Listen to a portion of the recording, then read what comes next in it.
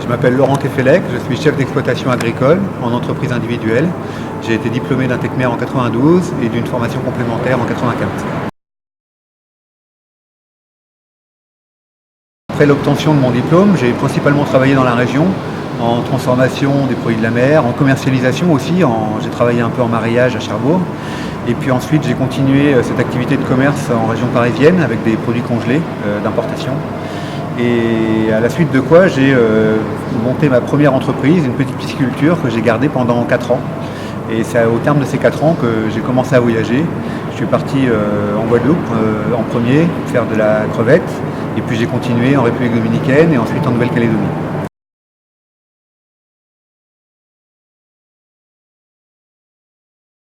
On a quitté la Nouvelle-Calédonie principalement parce qu'on a une grande fille qui devait faire des études et que l'offre d'études supérieures en Nouvelle-Calédonie lui convenait pas en tout cas. Et quand il a été question de rentrer en France, c'est vrai que la Normandie s'est imposée pour nous puisque mon épouse a de la famille dans le coin. Moi j'ai fait mes études là, donc c'est une région qu'on connaissait un petit peu. Donc ça nous est venu naturellement de venir dans la Manche. L'aquaponie, c'est la création et le maintien d'une symbiose entre des poissons, des plantes et des bactéries. Les poissons salissent de l'eau, les bactéries transforment ces salissures en produits non toxiques pour les poissons, utilisables par les plantes. Les plantes se nourrissent de ces nouveaux produits créés par les bactéries et nettoient l'eau, ce qui permet de la réutiliser pour les poissons.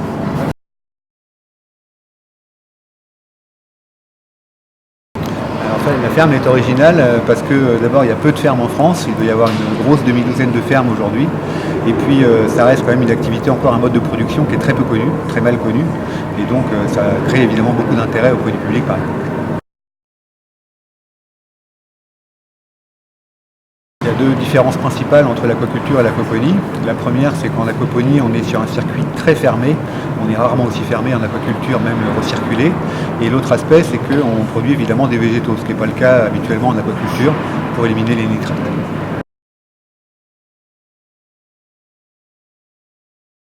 Alors la truite ou d'autres poissons d'eau douce, en fait en aquaponie aujourd'hui, comme on produit des productions végétales maraîchères qui se satisfont très bien d'une eau douce et pas très bien d'une eau salée, effectivement ça nous oriente logiquement vers des espèces d'eau douce et pas d'eau salée.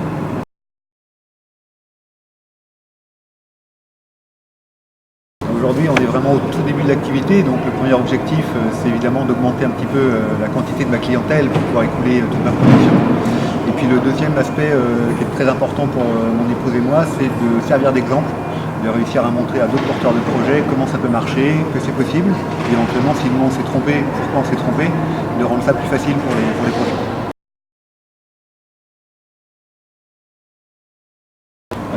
Mon conseil à un porteur de projet qui voudrait se lancer en aquaponie, s'il souhaite, comme c'est mon cas, distribuer ses marchandises principalement à des particuliers, c'est de faire très attention à l'emplacement auquel il va poser sa ferme. C'est extrêmement important pour son développement futur.